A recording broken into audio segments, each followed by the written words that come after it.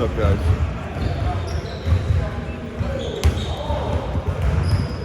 Fran, you've got a bunch of 6'7", 6'8" guys now. What can they all do? What will their roles be at this point? The thing is, all those guys are versatile. They can play different positions. They can all dribble, pass, and shoot.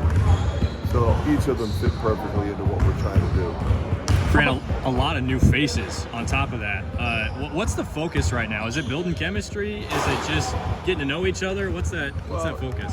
You know, we knew what we had, Cooper and Chris, and then we felt like we maybe get one or two guys out of the portal. We got two.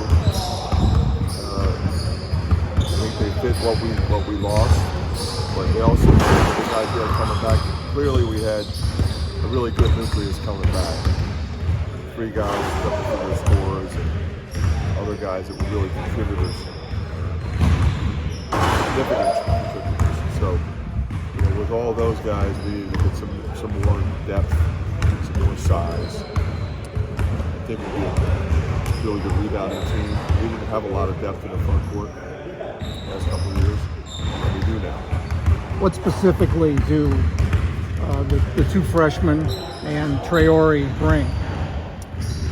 Well, versatility, number one, but Cooper, he can really score. He can play more than one position. He handles it, stretches the floor, shoots threes, but also will rebound the ball. Chris has got tremendous athletic power. Phenomenally intense player. Really, really plays hard. He's a good athlete. He's going to be anywhere in the country. Seydou is skilled, also versatile. Played a year already at a very high level. Obviously, I'm very familiar with that league. Coached in it for 5 years, and have great respect for the coach he played for. So feel really good about him. Again, he could pretty much play 2, 3, 4. So it's really love those 3 guys. When you went through the evaluation process after last season, were there boxes you wanted to check this off season to kind of situate yourself heading into the season? We already knew the 2 guys we had coming in, so it was just a matter of, especially with Peyton, was he going to come back? Another reason why we wanted to go, get a couple guys out of the portal. Clearly, we needed a point guard. With Tony leaving, so we needed a point guard. Drew's terrific, tremendous leadership skill, plays defense, can score, but fits perfectly into our culture. So that was one clearly needed. And we felt like we needed to bring another front court guy in, especially if Peyton didn't come back. But either way, we wanted to make sure that he fit with what we needed. He does. For the age of, what's called pay for play, you have a guy like Owen Freeman who values, loyalty and wanting to stay loyal to the coaches that recruited him. What does that mean to you? Well, it means a lot to me. It means a lot to his teammates. Things have gone really well for him here. Not surprisingly, he's a terrific player, an even better person. But I think he feels like he made great strides last year, and he's really ready to make even more this year. He's playing at an incredibly high level right now. What is this academy that Chris played at last year, the NBA Academy, and how did he first come to your attention? Yeah, so last year, the NBA Academy ran simultaneously with the NCAA Academy and also an AAU tournament in Memphis. So we were down there watching all those guys, and that's where we saw Chris. The NBA Academy is really well done.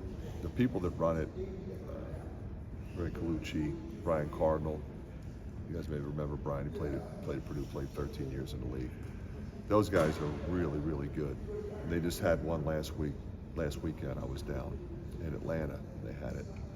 So there's teams from Africa, Australia, Europe, Latin America, and so there's coaches that, well, actually, a good friend of mine I grew up with lives in Senegal and works for the NBA Academy and works with those guys over there.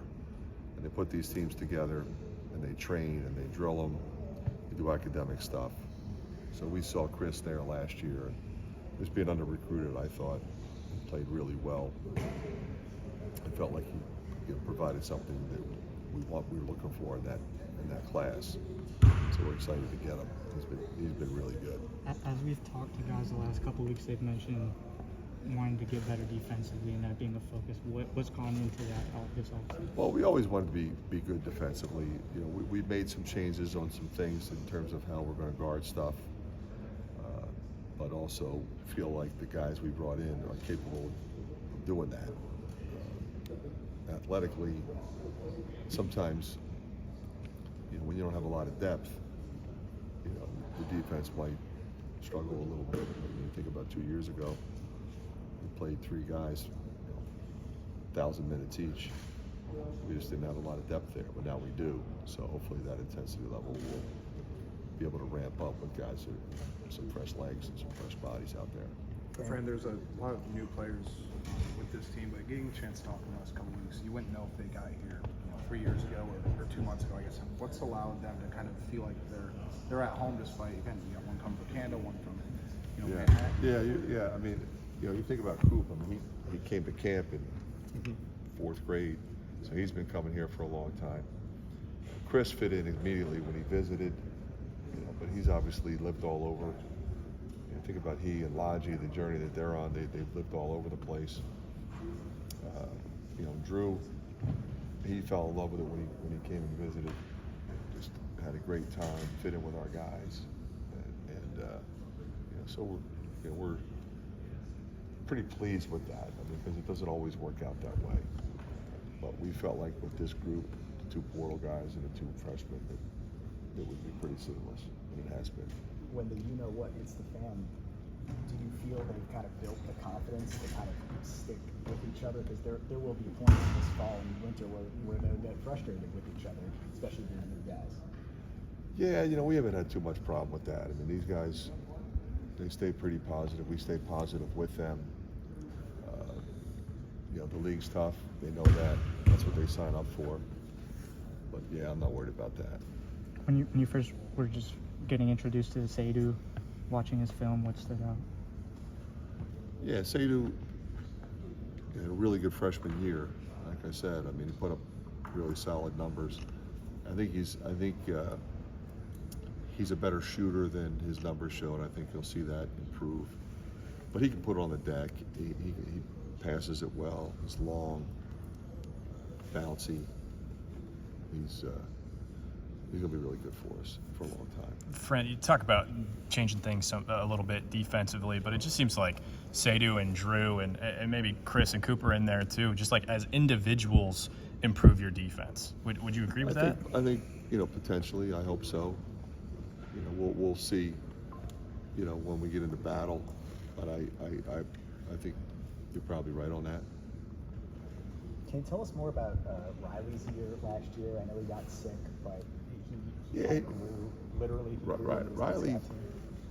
Riley's, he keeps getting better. You know, he was an integral part of the scout team last year. He does a great job with that, you know, as while he was redshirting. But he's worked hard in the weight room.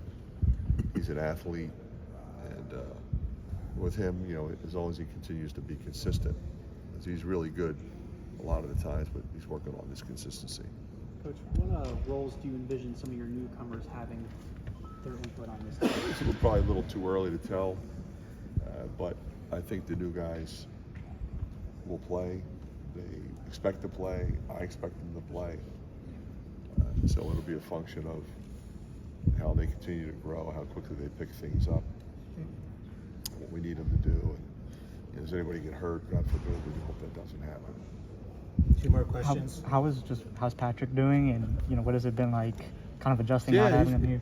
He's doing really well. I mean, I remember when he first went down there. I mean, you think about it, he was pretty comfortable being here for essentially 5 years. But you know, he was around here all the time. When he was in high school, he was around here all the time. He was in elementary school, so everything was new.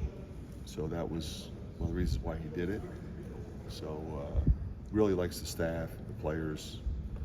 They have a really good culture there. Fran, wanted to ask about the 2025 recruiting class. Just kind of curious about your thoughts of where that group stands and what you're potentially looking to add before that group is wrapped up. We're on some guys that we really like, and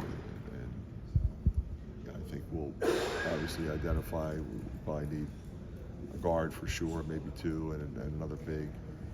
But it's a little bit early for that. We got some guys coming in for visits, set up. Expect typically to get a couple of those guys, but you don't always. Sometimes they visit 3 or 4 schools, go somewhere else. But there's plenty of good players available. It's a good class. So we'll get some good ones. What's it like for you going through the recruiting process with Jack, knowing that he wants to go somewhere else? That's been intriguing because a lot of guys still come up to me and they don't believe it necessarily, and they don't want to spin their wheels, which I respect. So they'll be pretty direct, and they need to be. But a lot of guys, he played really well last weekend, and he played really well at NBA Top 100, so he's getting a lot of interest. And so we're having frank discussion. He's got some visits lined up, so just excited for him to go through the process. All right, thank you.